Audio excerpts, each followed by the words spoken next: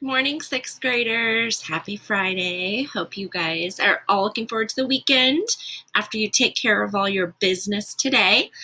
We're going to go ahead and get started with today's book talk. Today's book talk is called The Honest Truth by Dan Gimmenhart. This is the same author that wrote Scar Island, which I book talked a few weeks ago. So this book is really, really good. It's about a kid who just is a normal kid who he is a normal kid, but he has cancer. And his cancer has been something that's been going on his whole life. It keeps going away and coming back. And finally, he decides that his grandfather told him about this mountain that he had to climb in life. So he sets out to climb this mountain. He runs away from home because his parents won't let him go. And so it's about the journey that he goes on with his dog. And it sounds like all kind of like cliche, but it's really, really suspenseful in a lot of parts. It's really well written. The author's style is very distinct. And it's just a really exciting, inspiring, and heart-wrenching story. So anyway, I highly suggest it.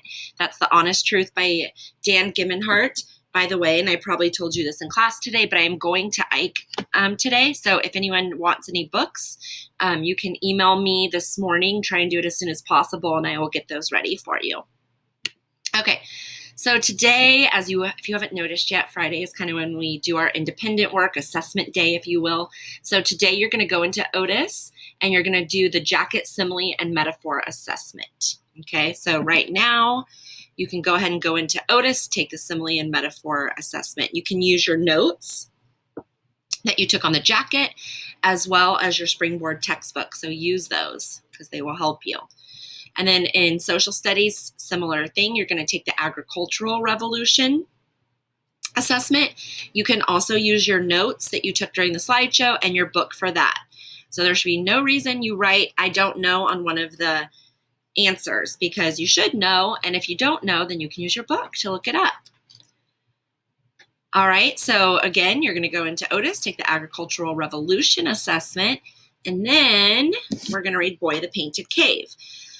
So, where did I do that? I have all these books everywhere. Okay, so Boy the Painted Cave, we're on chapter 14, which starts on page 121.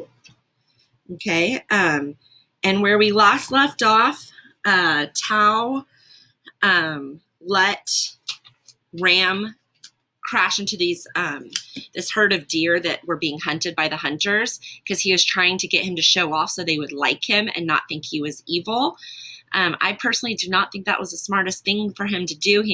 Ram ended up scaring off all the deer. The hunters were mad and now think even worse of wolf dogs than they did before. And so he and Ram ran away from the hunters, and Tao sent Ram across the river to get away from the hunters so they wouldn't kill him. So chapter 14, page 121. Okay. When he heard the hunters coming through the woods, Tao jumped behind the big willow tree. He looked around quickly. There was no place else to hide. He was breathing hard, and he was too tired to start running again. Then he glanced up into the branches of the willow with its thick canopy of new green leaves. With a wild throw, he hurled his spear into a thicket of thorn bushes, then started up the tree. The massive trunk was growing at a rakish angle, and he had little trouble climbing up through the branches. High above the ground, he stretched himself out on a heavy limb, the way he had seen the leopard cats do. He peered down through the curtain of leaves, scarcely daring to breathe. The smell of smoke still hung in the air, but as he looked back across the valley, he saw that the fire had nearly burned itself out. Excuse me. He had barely settled himself on his rough perch when the hunters came swarming around the foot of the tree. They grunted and shouted and pointed toward the river. They searched around the clumps of thorn bushes and followed the footprints up and down the riverbank. A moment later, Tao saw Volt come into the clearing. The big leader soon found the spear in the thicket. He held it up and showed it to the hunters. Tao was certain they must know he was not far away. He watched as Garth came up and went with Volt down by the river.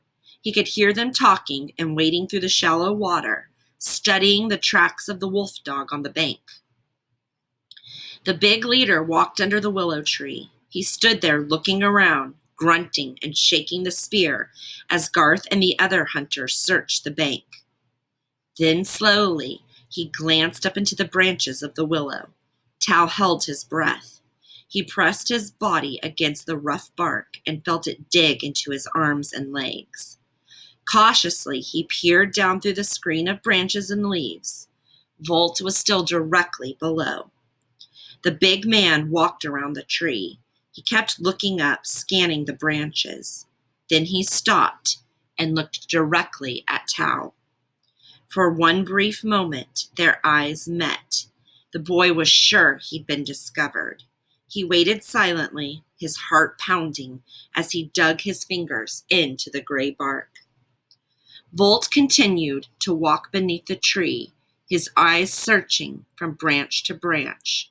With a wave of relief, Tal saw him turn away, and go down to the river where he joined the other hunters. There Volt held up the boy's spear and shook it over his head again. "The fools have crossed the river," he shouted.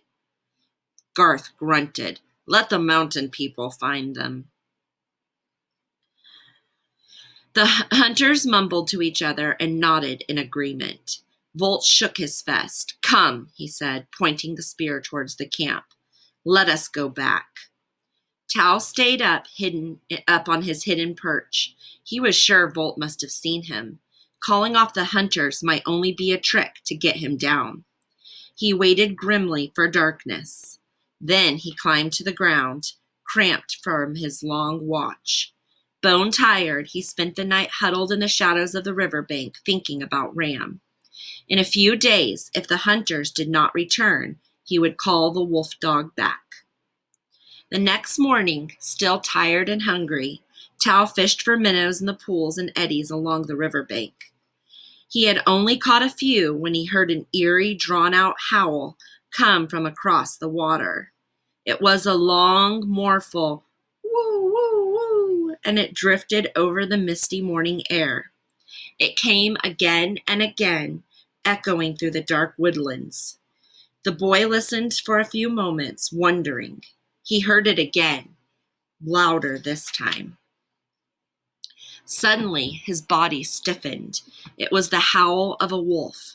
Tal walked up and down along the riverbank, looking for the far side, where the mountains sloped down to the river, and the hemlock and spruce trees crowded the shore. Again he listened, and again he heard the sad, lonely cry. Without waiting longer, he pulled off his deerskin boots, tucked them under his belt, and plunged into the river. He swam steadily, his dark head bobbing above the cold water. The swift current carried him downstream as he made for the opposite shore. When he got close to the bank, he reached out and grabbed an overhanging hemlock branch and pulled himself out of the water. Stepping onto the dry land, he sat down and shoved his feet into the wet boots. He found a broken tree limb, and using it as a crutch, he vaulted up through the woods. The howling continued, coming from somewhere on the distant hillside. Tal made his way up through the spruce forest, hobbling over the stones and roots, guided by the wailing howl. Desperately, he pushed through the tangle of undergrowth. All he could think of was Ram. He saw fresh tracks going up the steep slope, and he knew men had been this way only a short time before. He plunged through a long stand of hemlocks, ducking under the branches, tripping on the creepers. The howling cries were closer now. Suddenly he crashed through the thicket of junipers and stepped into a clearing. There was Ram, lying on the ground alone, his legs lashed to a pole with leather tongs. When he saw the boy, the wolf whined and struggled to get free. Tal's anger flared. He ran up to the wolf dog and put his hand on the animal's shoulder. "Hold still," he whispered. Then he drew his flint knife and began to cut the bindings.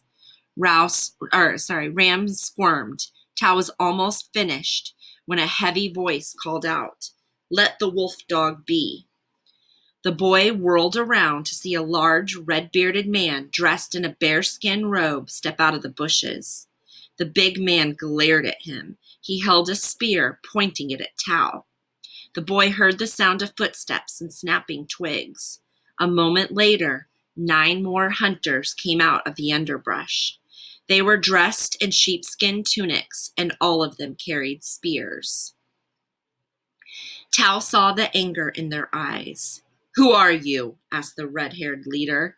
He spoke a language almost like Tao's own. "I am Tao of the Valley people." The man grunted. He understood. "We have watched you across the river with your wolf dog. Now you hunt on our land." "No," said Tao. "I only came to get Ram. I do not want your game." The big leader shook his head, his eyes flashing defiance. "The wolf dog stays," he said. "He belongs to us now." Tao's fist tightened around the flint knife, and he stepped forward. 2 of the hunters grabbed him by the arms and held him back. The others tied Ram's mouth with fibers and thongs, then lifted him up on the long pole. The wolf dog squirmed and struggled. Froth dripped from his mouth as he tried to get free. Tao twisted and tried to pull away.